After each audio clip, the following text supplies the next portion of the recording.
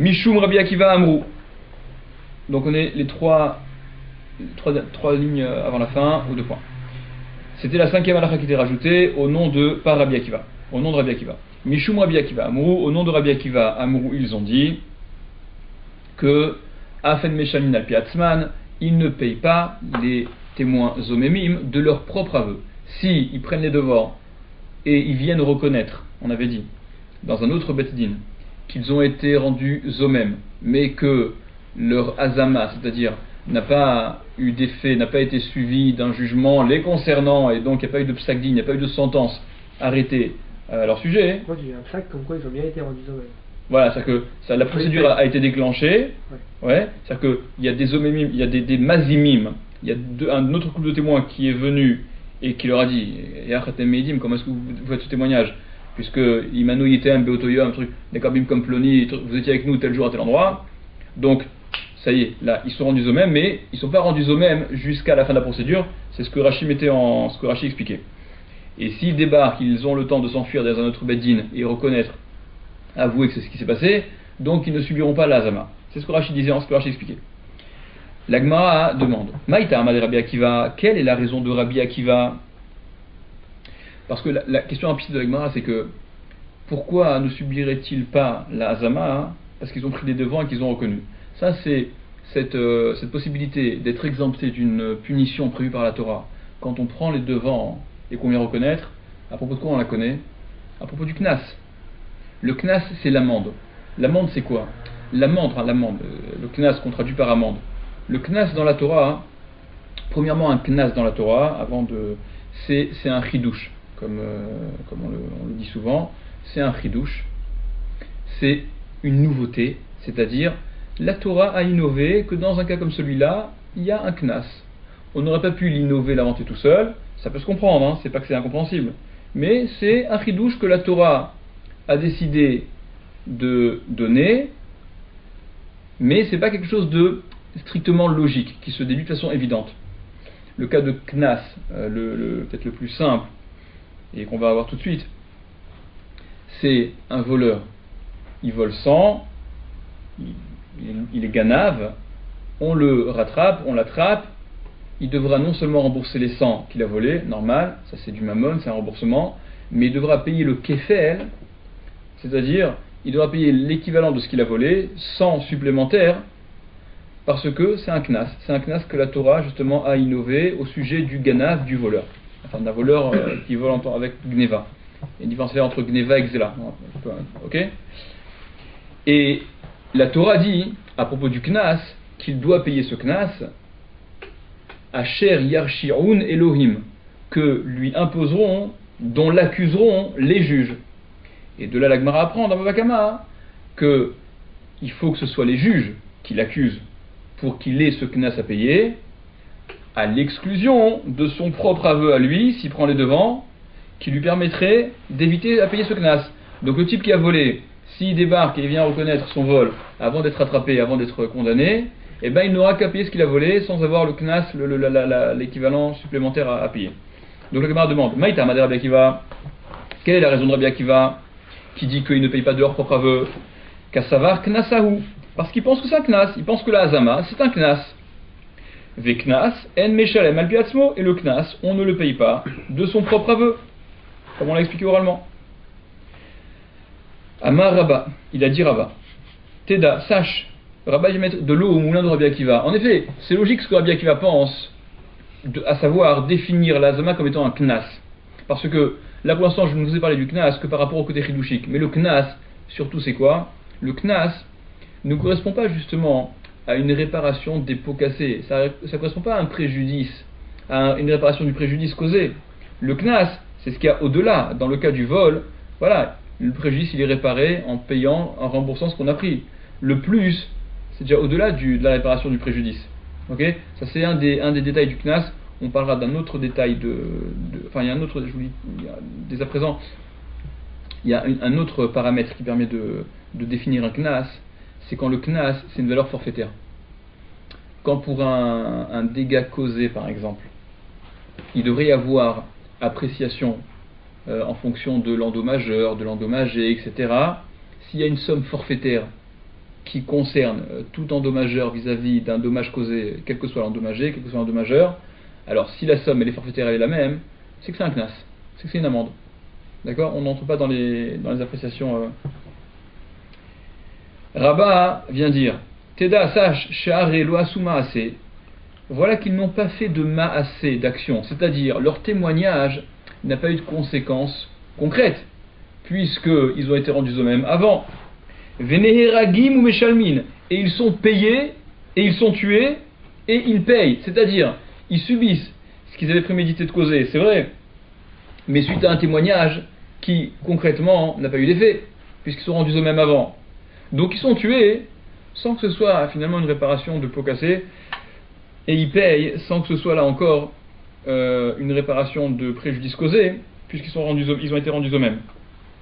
Donc en effet, la hazama c'est bien knas.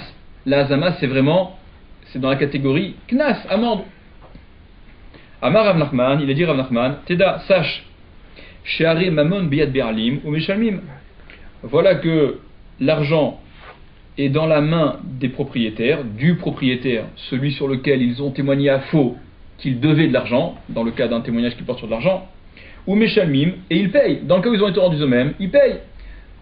La Gemara demande, mais Daf Gimel, Maïniou, c'est quoi ce que Rav Nachman vient rajouter et vient dire que l'argent est dans la main du propriétaire, c'est-à-dire que, comme Rabat le disait juste avant, il n'y a pas eu de résultat concret, il n'y a pas eu de conséquences pratiques. C'est ce que Rabat a dit, que lo asu ma'aseh, ils n'ont pas fait de ma'aseh. Donc qu'est-ce que Rav Nachman vient contredire, vient objecter, vient dire de différent par rapport à Rabat? Maïniou, des lo asu ma'aseh, qui n'ont pas fait de ma'aseh, c'est ce que Rabat avait dit. Haïnou des Rabat, c'est Rabat ça. Et ma, je te dirai, dit la Gemara, vechen amar Rav Nachman. Il faut formuler, en effet c'est pareil. Vechen et ainsi, amar Rav Nachman, il a dit Rav Nachman. Il faut mettre dans la jonction est à faire en disant vechen et ainsi, a dit Rav Nachman, il ne s'agit pas de marloquette. Amar Rav Yehuda Amar Rav. Il a dit Rav Yehuda au nom de Rav. Ed zomem meshalem lefi chelko. Le ed zomem, le témoin qui est rendu zomem, meshalem il paye, lefi chelko selon sa part. Ça, c'est l'enseignement qui est rapporté par Rav Yehuda au nom de Rav, et il est aussi court que ça. Il consiste à ces quelques mots-là, ed zomem meshalem lefi chelko. Le ed zomem il paye d'après sa part. La Gemara s'interroge. Qu'est-ce qu'il vient nous apprendre Rav Yehuda au nom de Rav? Il nous apprend quoi? Maï meshalem lefi chelko. C'est quoi il paye selon sa part? Première éventualité, première hypothèse. Il et ma, si nous disons des haï meshalem palga, ve haï meshalem palga, que celui-là paye la moitié et celui-là paye la moitié. C'est-à-dire, dans un cas où il y a deux témoins, évidemment, il faut deux témoins, et qu'ils sont rendus eux-mêmes tous les deux. Alors, que chacun est à payer 50% de la somme qu'ils accusent, sur laquelle il témoignait, et c'est ça ce que Rav Yehuda au nom de Rav serait venu dire, Edzomem meshalem lefi chelko, le Edzomem, le témoin Zomem, il paye d'après sa part. Si c'est ça dont il parle, Tanina, on l'a enseigné dans une Mishnah, la Mishnah d'Afeh va nous le dire explicitement, Meshalshin bemamon, ve'en meshalshin bemalkot. On divise, alors le terme de Meshalshin, c'est même on trivise, s'ils sont trois. D'accord, c'est une explication que Rashi rapporte, ou bien Milachon Shalish. Shalish, c'est celui c'est le Bedin qui va être qui va se faire le gérant de comment diviser, de quelle peine appliquer. En tout cas, on a enseigné dans une Mishnah de façon, dans la Mishnah d'Afeh, on verra ça, explicite, Meshalshin ben Mamon, on divise l'argent, c'est-à-dire en fonction du nombre de faux témoins. Eh ben la quote-part que chacun aura à payer, elle est fonction du nombre de faux témoins. Par contre, au sujet des coûts, si le faux témoignage portait sur la peine de malcoute, alors là, il n'y aura pas de division, chacun subira le maximum de ce qu'il peut subir. Donc Rav Yehuda, au nom de Rav, n'est certainement pas venu pour nous apporter un enseignement d'une Mishnah. Ça c'est exclu. On n'a pas besoin d'un Amora pour nous dire ce qu'une Mishnah nous enseigne explicitement. Et là, donc, se propose Agmara, et là, seulement de quoi s'agit-il? Kegon, de itzum chad minayu, qu'a été rendu zomem, chad minayu, l'un d'entre eux, et un seul, des meshalem palgadide, qu'il paye sa moitié à lui. Si de ce couple de témoins, seul un d'entre eux a été rendu au même, alors que lui au moins paye sa moitié. La Gemara dit Oumi Mishalem, est-ce qu'il paye dans ce cas-là? Veha Tanya, mais voilà qu'on a enseigné dans une braïta En Ed Zomem Meshalem Mamon Ad Shiazumu Shnehem. Le Ed Zomem ne paye de l'argent, c'est-à-dire il ne se verra forcé à payer l'objet de sa hazama, la préméditation de ce faux témoignage.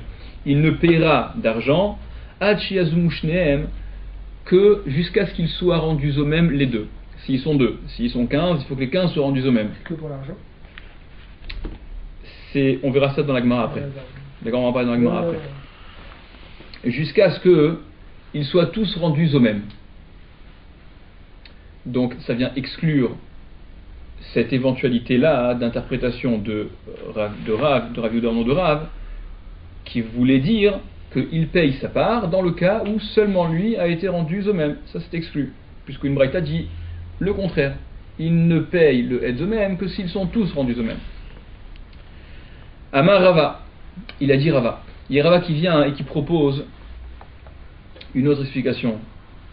Be'omer edut sheker re'adeti. Il s'agit du cas où il dit, le témoin lui-même, edut sheker re'adeti, un faux témoignage, j'ai témoigné. Un faux témoignage, j'ai témoigné.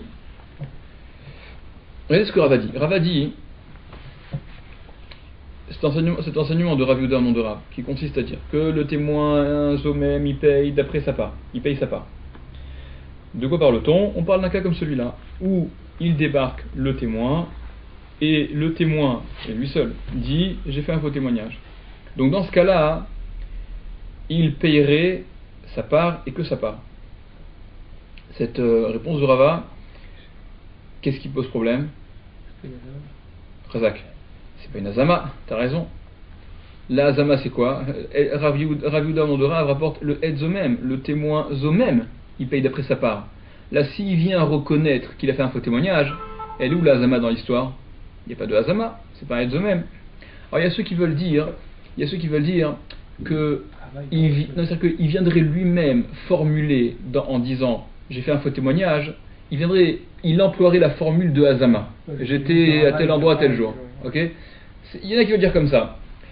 Il y a le Agaot Abar, il y a un très long Agaot Abar dans la marge, qui veut dire la chose suivante. Il veut dire que Rava explique que ce que Rav Yehuda au nom de Rav a dit, c'est l'av dafka edzomem. Il ne s'agit pas vraiment du edzomem, du ed qui est rendu faux témoin. Le bar dit, d'accord, le bar dit, ve'edzomem denakat rav, les, je sais pas, 5-6e ligne, ve'edzomem denakat rav, l'av dafka, et la filou lohuzam, et la shamar edut sheker et adeti. Et le bar dit, il se rendrait chayav de payer à titre de garmi,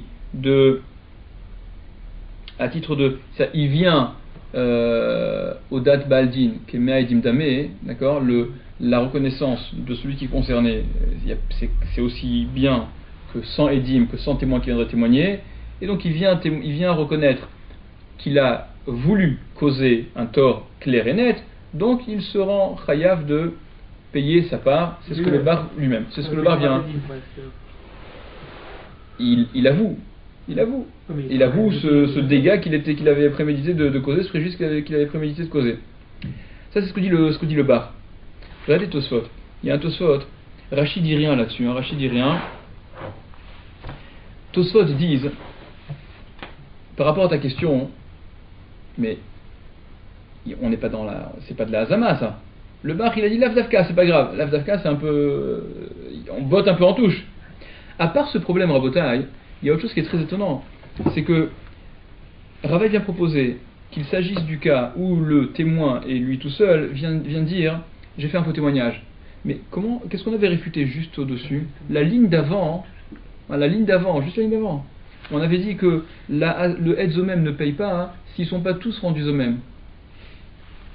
Et Rava vient dire maintenant qu'il s'agit du cas où un seul témoin vient reconnaître qu'il a fait un faux témoignage.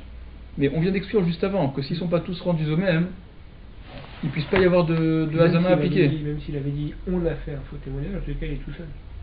Je veux dire, S'il dit on a fait, la Gemara va en parler juste après dans les qui viennent, il n'y a pas de raison de le croire par rapport à ce qu'il raconte sur l'autre. Ça revient à un témoignage d'une personne sur une autre personne. Un seul témoin, il n'est pas pris en considération dans ce cas-là en tout cas. Regardez ce que dit Tosfot. Tosfot disent Veshuvuzam, et il a été ensuite rendu au même. C'est-à-dire, à la première question qui consiste à dire mais on n'est pas dans de la hazama, s'il vient reconnaître qu'il a menti. Donc Tosfot précise, attention, il s'agit du cas où suite à ça il a été rendu au même. Et Tosfot disent,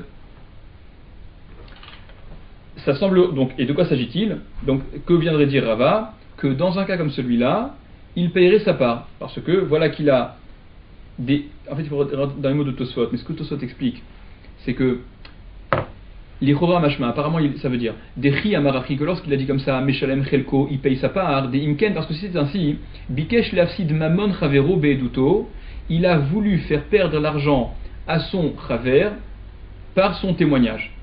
Qu'est-ce que Tosfot vient de rajouter en précisant ça? Évidemment, il s'agit que de ça. Et c'est ce que le Bar explique. Le Agaot Bar explique que Tosfot disait la chose suivante. Tosfot disent, c'est vrai, en disant qu'il a témoigné à faux, il reste seul. Et on a dit juste avant qu'il fallait qu'ils soient tous rendus au même pour qu'ils puissent subir la hazama, pour qu'ils puissent payer. Seulement, Tosfot envisage que, c'est quoi cette halacha de la Braïta, que en edzomem eshalem achiazmushneem, le edzomem ne paye que s'ils sont tous rendus au même? C'est parce que, en théorie, quand il y a un couple de témoins, il y en a un qui est rendu au même. Celui qui est rendu au même ne paye pas tant que l'autre n'est pas rendu au même, parce que il pourrait toujours continuer à dire mais ce que je dis moi c'est la vérité, preuve en est, l'autre n'a pas été rendu au même. Donc il pourrait toujours prétexter qu'il ne veut pas causer de tort, que ce qu'il dit c'est oui la vérité. Ce à quoi Tosfot vient de dire, mais lorsque de son propre aveu il reconnaît avoir témoigné à faux, peut-être que ça lui enlève donc cette revendication implicite. Et c'est peut-être ça la raison pour laquelle la Braïta a dit que tant qu'ils ne sont pas rendus tous au même, il n'a pas à payer. Parce que là, il se prive finalement de cette espèce de joker qui le dispense de payer, puisqu'il vient de son propre aveu reconnaître qu'il a menti. D'accord? C'est ce que le Bar explique dans ses paroles de Tosfot, qui c'est vrai, sinon ne sont pas compréhensibles, qu'est-ce qu'il rajoute Tosfot. Mais Tosfot dit Vélonire, mais il ne semble pas que ce soit ça le sens, parce que parce qu'on n'a pas vu que quelqu'un devait payer à titre de hazama, si ce n'est qu'il n'est rendu au même qu'avec cette fameuse phrase qui va déclencher la procédure de hazama, et pas autrement. Tosfot propose un autre pshat. Regardez le contre-pied de Tosfot. Les Chach les Faresh, par conséquent, il y a lieu d'expliquer. Et il s'agit du cas, de quoi Rava parle-t-il? Du type qui dit j'ai fait un faux témoignage. Et ils ont été rendus eux-mêmes les deux. Des Hashtag les Faresh, maintenant il y a lieu d'expliquer qu'Edeamar lorsqu'il a dit j'ai fait un faux témoignage, Soter et Douto, donc il casse son témoignage. Velo Sheikha Betorat Hazama, et donc ne peut plus s'appliquer à lui la règle de Hazama, puisqu'il s'est cassé avant d'être rendu au même. Donc il s'est cassé lui-même en disant j'ai fait un faux témoignage. Ensuite, ils sont rendus au même tous les deux. Ok? Et la hazama ne pourrait plus concerner que qui? Que l'autre. Tosfot est en train d'expliquer. Donc Tosfot explique donc que ce que Rava aurait dit, il paye d'après sa part lorsqu'il dit j'ai fait un faux témoignage. C'est pas lui, c'est l'autre, celui qui ne reconnaît pas. Ok? Explication de Tosfot. Laissons à Tosfot, voyons ce que la Gemara objecte. La Gemara objecte Kol Kemine, mais est-ce qu'il peut? Est-ce que on va entendre un témoin qui revient sur sa déposition en disant j'ai fait un faux témoignage? Ça c'est exclu. Grand principe à connaître, Kevan Shehigid, Shu Veno Choser ou Magid, puisqu'il a dit, puisqu'il a déposé, il a fait une agada, il a déjà fait le récit, son témoignage a été déposé. Shu Veno Choser ou Magid, à nouveau il ne peut revenir et faire une autre agada et dire autre chose. Il me semble que c'est le Ritva aussi qui explique, qui dit si une déposition, elle peut être contredite en revenant dessus, donc finalement quand la Torah parle de témoignage, si potentiellement c'est un témoignage qui peut être dégagé par un autre contre-témoignage, par soi-même, donc à aucun moment il y a véritablement de témoignage.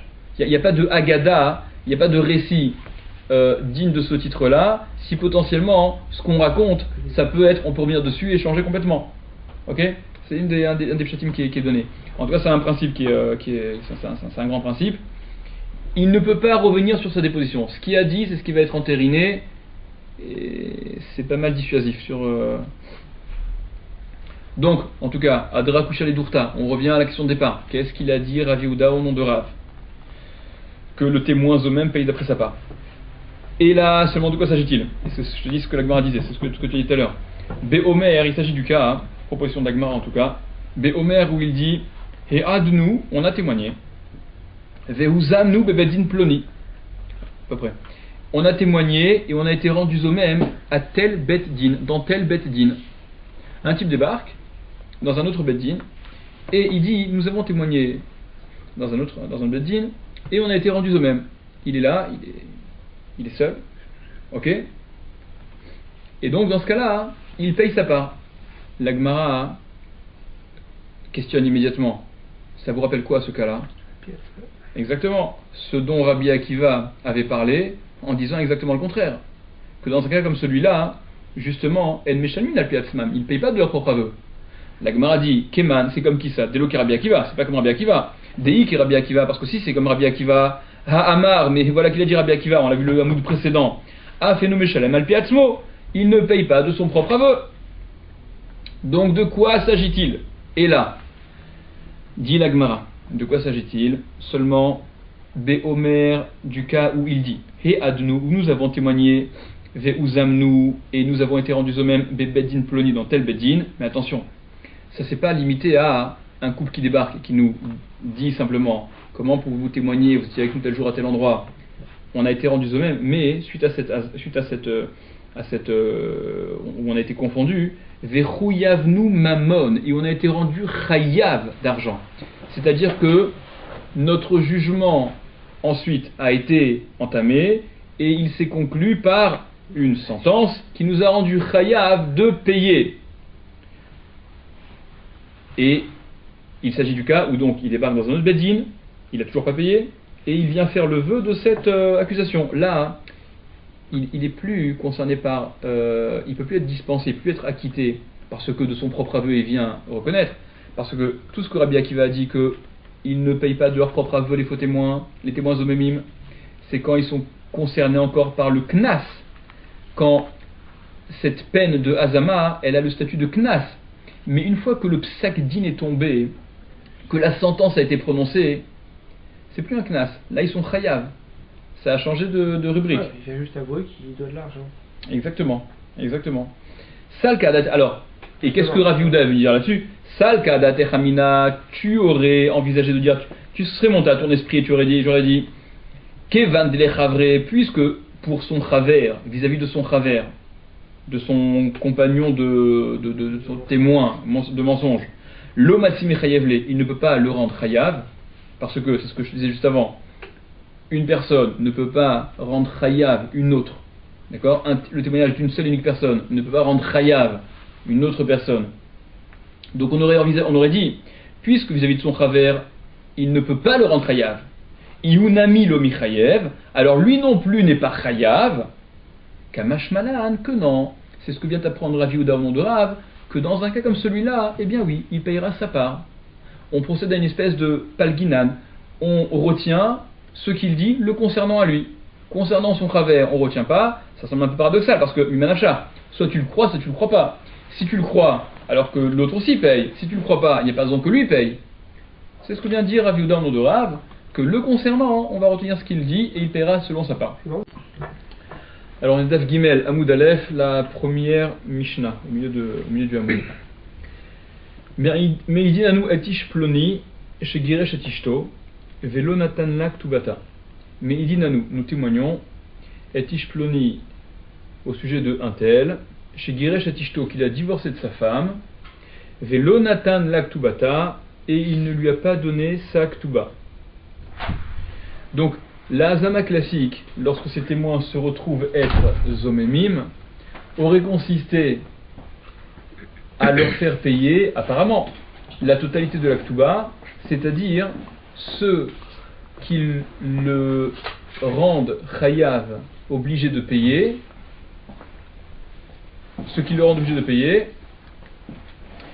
si leur témoignage avait été retenu. La Mishnah dit Valo, voilà que Ben et Machar, entre aujourd'hui ou demain, c'est-à-dire, il est probable, il se peut, que Sofoliten l'Aktubata, sa fin soit de lui donner l'Aktuba. C'est-à-dire, il y a deux scénarios dans lesquels le mari en effet devra donner l'Aktuba à sa femme, soit il la divorce, soit il meurt, et donc elle récupérera de toute manière cette Aktuba, cette somme d'argent qui est prévue comme devant lui revenir en cas donc soit de divorce, soit de veuvage, soit elle devient Groucha, soit elle devient Almana. Donc dit la Mishnah, Omdin kama adam rotzeliten b'ktubata shelzo, on évalue combien un homme il veut donner pour la ktuva de celle-ci, de cette femme, combien est-ce qu'un homme serait prêt à payer pour la ktuva de cette femme, on va expliquer ce que ça veut dire. Chez imitalmena onit garsha, que si elle devient veuve ou divorcée, ve'im meta, et autre hypothèse, et si elle meurt elle, yirachena ba'ala, c'est son mari qui en hériterait. C'est-à-dire, une espèce de pari. Combien un homme serait prêt à monnayer l'Aktuba? Une espèce d'option. L'Aktuba, elle est censée rapporter, si elle est divorcée, 10 000.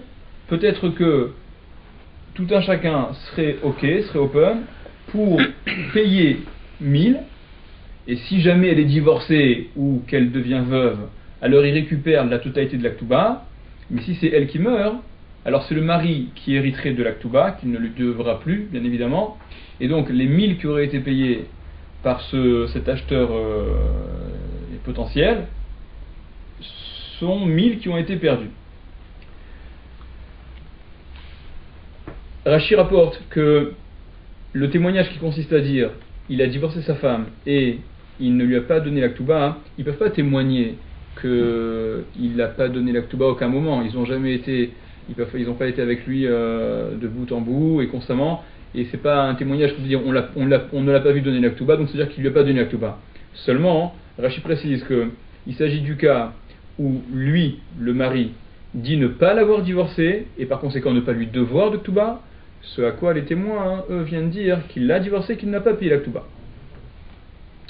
Il y a, donc comme on l'a relevé, quelque chose qui apparemment fait exception au principe de Hazama. Jusqu'à présent, nous on avait compris que la Hazama s'était imposée aux faux témoins ce qu'ils avaient prémédité de causer. Or, la préméditation, apparemment, quand il témoigne qu'il l'a divorcé, qu'il n'a pas payé la Ktuba, ça reviendrait à le rendre chayav de payer cette Ktuba. Et pourtant, on dit que s'ils sont rendus eux-mêmes, ils ne payent pas la totalité de ce montant, mais il y a une appréciation, parce que on est dans une situation finalement où, eh bien, peut-être que cette Ktuba, d'une façon ou d'une autre, elle est amenée à être payée. Donc déjà, on voit que lorsque, apparemment, la probabilité elle n'est pas négligeable, il y a une espèce d'adaptation qu'il va falloir voir pour la Hazama, pour le montant de la Hazama. Bon, on s'en tient à ça pour l'instant. Et de la Mishnah, il semblerait que cette évaluation-là, qui va correspondre à ce qu'on va demander aux faux témoins de payer, c'est combien un homme est prêt à payer pour la Ktuba de cette femme, combien est-ce qu'il est prêt à risquer, à investir, en se disant, si elle est divorcée ou elle est veuve, eh bien, je récupère la totalité de la Ktuba, et si c'est pas le cas, si c'est elle qui meurt avant le mari, je perds ce que j'ai mis. Ok ? Et apparemment, ce serait de cette somme-là dont il s'agirait, mais Rashi va expliquer dans la Gemara que c'est pas le montant qui est à retenir, parce qu'il correspond à rien ce montant, c'est ce qu'on va essayer d'expliquer dans la Gemara. Alors, la Gemara demande, c'est une Gemara très courte, mais qui est développée énormément par les Rishonim. La Gemara demande, Ketsad Shamin, comment est-ce qu'on évalue Amar Rafrizda, il a dit Rafrizda, Bebaal, par rapport au mari. Rav Natan bar Oshaya Omer, Beisha. Rav Natan bar Oshaya dit Beisha, c'est par rapport à la femme. Amar Rav Papa, il y a Rav Papa qui apparemment semble être une troisième opinion, mais on précisera. qui dit Be'isha ou Biktubata. On évalue par rapport à la femme et à sa Ktuba. Rashi explique. Ce que Rashi explique, ce que Tosfot explique également, c'est la chose suivante. Alors peut-être on va faire Rashi rapidement, et dans les mots on va expliquer au fur et à mesure. Ketsat Shami, comment est-ce qu'on évalue? Kelomar, c'est-à-dire Maïka Mechev Lou les Mitav. Qu'est-ce qu'on va les rendre chayav de donner, de payer ces faux témoins qui sont rendus eux-mêmes? Deyesh Liftor Mishnatenu Shnet Tzdadim. Parce qu'il y a lieu d'expliquer notre Mishnah, de résoudre notre Mishnah, on peut la comprendre de deux façons. Ketsat, comment? Ariyesh Leish Velaisha Zchut Safek Biktuba. Zchut Safek Biktuba. Il y a pour l'homme ce qu'on appelle le Zchut. Il a une espèce d'option, de mérite qui le concerne à lui, on va expliquer ce que ça veut dire. Et il y a l'équivalent chez la femme, c'est-à-dire Zoï Mitsapa, elle attend chez Imyamut ou Igarshena que s'il meurt son mari ou qu'il la divorce, enfin elle l'attend, on lui souhaite de pas vraiment l'attendre, mais l'hypothèse où l'argent lui reviendrait à elle, de la Kuba, c'est si il meurt ou si elle est divorcée, Tigve et Kula, elle encaisse la totalité de la Kuba, Veumetsapé, et lui il attend, c'est-à-dire l'option qui ferait qu'il récupère la Kuba, qu'il n'est pas à la payer en tout cas, chez Imtamut Bechayav, que si elle meurt de son vivant, Yirachena, c'est lui qui hériterait d'elle. Il y a fait quoi Zchuto mais quoi Zchuta. Rashi explique que le Zchut du mari dans cette Ktuba, cette espèce d'option que lui a, ce que lui pourrait négocier dans cette Ktuba, cette mainmise qu'il a, ça vaut plus cher que celle de la femme. Rashi rapporte, parce que d'abord, il profite de l'usufruit de la Ktuba. Il faut savoir également, je fais une parenthèse, et ça nous servira à comprendre la fin de la Gemara. Vous savez que la Ktuba, c'est quoi? Il y a le Ikar Ktuba, il y a la somme essentielle qui représente le chiyuv, l'obligation de la Ktuba que le mari se doit de payer à la femme en cas de divorce ou de mort, ce qu'elle récupère. Il peut y avoir Tosefet, il y a des rajouts qui sont variables. Et il peut y avoir également dans la Ktuba l'inscription de ce qu'on appelle Nirse Tson Barzel, c'est-à-dire la femme qui arrive avec une dot, elle peut, si elle veut, faire évaluer les biens qu'elle amène, et c'est dans la catégorie Tson Barzel, les biens Tson Barzel, Tson c'est du bétail, Barzel c'est du fer. Ça veut dire que la valeur que ces biens ont au moment où elle se marie, où c'est expertisé, où c'est donc inscrit dans la Ktuba, c'est du fer, ça bouge pas. C'est-à-dire que si elle doit récupérer ces biens-là, dans un cas de divorce par exemple, elle récupérera la valeur initiale qui était celle au moment où elle a porté, où c'était inscrit dans la Ktuba. C'est-à-dire que s'il y a des fluctuations, si c'est des actions qui ont explosé, de toute manière, elle n'aura que le montant au moment où elle les a amenés, et si à l'inverse, c'est des biens qui ont complètement dévalué et qui ne valent plus rien, de toute manière, c'est du barzel, c'est du fer, elle récupérera ce qu'elle a donné. L'expression tson barzel, c'est parce que lorsque les troupeaux étaient confiés aux bergers, donc c'était tson barzel, ils avaient un troupeau à gérer, à garder, et il fallait impérativement qu'ils le rendent en l'état la valeur de ce qu'ils se voyaient confier. Il y a une autre catégorie de biens que la femme peut ramener avec elle dans sa dot, mais qu'elle décide de ne pas inscrire dans la Ktuba, c'est ce qu'on appelle les Nirse Meloug. Les Nirse Meloug, c'est quoi? C'est des biens dont le mari a l'usufruit, la propriété reste propriété de la femme, et ces biens, contrairement au Nirse Tson Barzel qu'on a rapporté, elle les récupère si jamais elle est divorcée par exemple, à l'état dans lequel il se trouve au moment où le divorce a lieu. Mais quand même le mot meloug il signifie ça par rapport à... ça c'est une chose. On se resservira de ça pour comprendre l'opinion de Rav Papa, qui est la dernière opinion. Donc Rashi explique, et je vous le dis oralement. Rashi dit, le srout sfeko du mari, c'est combien est-ce que lui pourrait négocier et vendre l'aktuba qu'il encaisserait au cas où ce qu'il hériterait de sa femme, au cas où sa femme meurt avant lui. Combien est-ce qu'il pourrait négocier ça si c'était une valeur marchande sur le marché? Ça c'est le srout sfeko. Le srout sfeka, ce qu'elle peut négocier, c'est combien est-ce qu'elle pourrait virtuellement, en théorie, vendre cette option-là, qui veut que si jamais elle est divorcée ou bien veuve, et que la totalité de la ktuba lui revienne, combien est-ce qu'une tierce personne serait prête à payer pour prendre le risque d'encaisser cela? Ça c'est Srout Feka. Rashi dit, quand Rav Rizda dit c'est par rapport au mari, ça veut dire combien est-ce que le mari, donc il aurait pu négocier son srout sfeko à lui, et c'est cela que les témoins devront payer, parce que concrètement c'est ce qui lui ferait perdre au mari. Il doit payer la totalité de la Ketouba, donc il n'a plus la possibilité de négocier, de traduire en valeur marchande sa Ketouba. D'après Rav Natan bar Oshaya, qui dit c'est par rapport à la femme, Rashi explique, par rapport à la femme c'est le srout sfeka de la femme, c'est ce qu'on viendrait retrancher à la valeur de la Ketouba, et c'est donc la valeur de la Ketouba, moins la somme que la femme aurait pu vendre, négocier sa Ketouba, qu'ils auront les faux témoins à payer. Pourquoi ? Parce que dire que les faux témoins doivent payer ce que la femme elle aurait pu négocier, ça n'a pas de sens, ça ne correspond absolument pas au préjudice qu'ils auraient causé au mari. C'est pas adapté. Par contre, dire que le préjudice qu'ils auraient causé au mari, c'est la totalité de la Ketouba, moins ce que elle, la femme, aurait pu obtenir en vendant cette espèce d'option, alors ça a un sens. Parce que si elle avait mis sa Ketouba à la vente, peut-être que même le mari aurait été prêt à payer cette somme-là pour éviter d'avoir à payer au cas où il la divorce par exemple. Donc ce qu'ils lui font perdre, c'est pas la totalité de la Ketouba, c'est la totalité, moins ce que de toute manière il aurait été prêt à payer. Ça fait une somme qui est importante.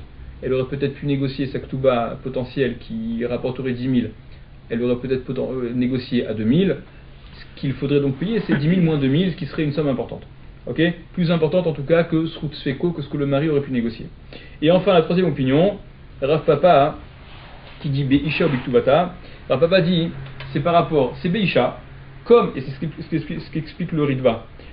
Rav Papa, il n'est pas en train de venir donner une troisième opinion, Rav Papa vient simplement préciser ce que Rav Natan bar Oshaya a dit, qu'on prend la femme en référence en effet, mais on prend la femme, et pas pour la totalité de la Ketouba, plus les biens qu'elle a amenés avec elle, mais qui ne figureraient pas dans sa Ketouba, parce que ceux-là, ils peuvent en tout cas être ignorés par les faux témoins, et donc on va prendre pour la somme initiale de laquelle on va déduire ce que la femme pourrait négocier, c'est la totalité de la Ketouba, en effet, avec ce qui figure dans la Ketouba, mais pas avec les biens qui ne figurent pas dans la Ketouba, en l'occurrence, ce que je vous disais tout à l'heure, les Nirsé Meloug, qui sont des biens en plus qu'elle amène avec elle, ou dont elle peut hériter durant la vie maritale, du côté de son côté à elle.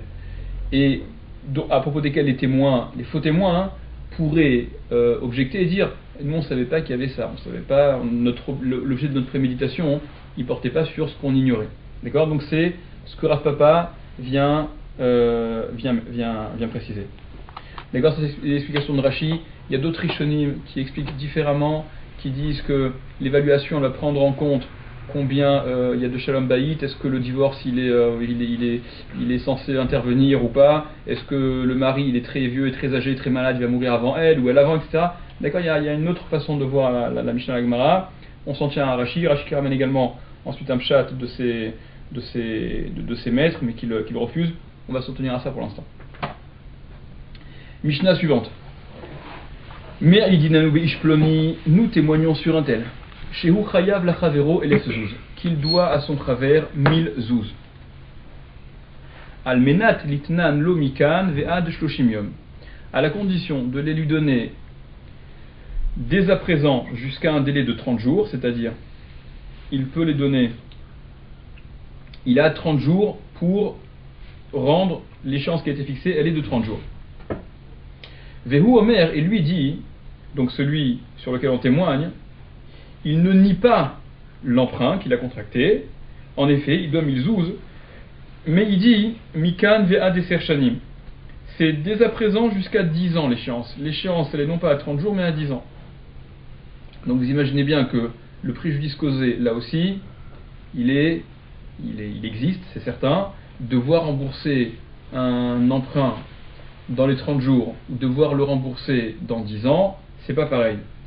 Comment va-t-on fixer la somme, ce que les témoins omémim auront à payer? Comment est-ce qu'on va fixer cette somme? À quoi est-ce qu'elle correspond? Facile. La Mishnah dit, Omdim, on évalue, Kama Adam Rotseliten, combien est-ce qu'un homme il veut donner, combien est-ce qu'un homme est prêt à donner, Veyu Beyado, et que soit dans sa main, c'est-à-dire pour qu'il garde la somme d'argent en question, Elef Zouz et 1000 zouz, Ben Notnan Mikan Ve'adam Eliom, Ben Notanan Mikan Ve'adeser Shanim, entre avoir à les rendre dans les 30 jours et entre avoir à les rendre 10 ans plus tard, combien est-ce qu'on est prêt à payer pour les garder d'autant plus longtemps. C'est de la finance. Exactement, c'est de la finance, et c'est quoi plus précisément? C'est exactement les taux. C'est de l'intérêt. C'est de l'intérêt. D'accord? L'intérêt c'est quoi?